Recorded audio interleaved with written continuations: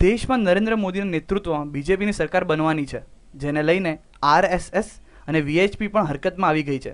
વીએચપીના નેતા અશોક સિંઘલે એક ઉદ્યોગપતિ દ્વારા આયોજિત કાર્યક્રમમાં કહ્યું હતું કે અમારો એક જ ઇરાદો હતો કે ભારે બહુમતી સાથે સંસદમાં સ્થાન મેળવવું, જેથી રામ મંદિર પણ બને અને બન્યા પછી કોઈ તેને તોડવાની હિંમત પણ ના કરી શકે. સિંઘલે કહ્યું હતું કે આ ચૂંટણી પછી લઘુમતી વોટ બેંકનું પોલિટિક્સ ખતમ થઈ ચૂક્યું છે. મુસ્લિમોને નક્કી કરવાનું રહેશે કે તેમનો ઉપયોગ વોટ બેંક તરીકે થાય કે ના થાય. જ્યારે દેશમાં આટલી મોટી રાજકીય ઉલટફેર થઈ છે, ત્યારે મુસ્લિમોએ આખો દેશને બહેતર બનાવવા પ્રયાસ કરવામાં સામેલ થવું જોઈએ. દેશમાં વોટ બેંકની રાજનીતિ થવી જોઈએ નહીં. દેશને જાતિ, ધર્મ અને સંપ્રદાયમાં વહેંચવાના કારણે જ દેશ નબળો પડતો હોય છે. નરેન્દ્ર મોદીએ દેશના લોકોને એક કર્યા છે.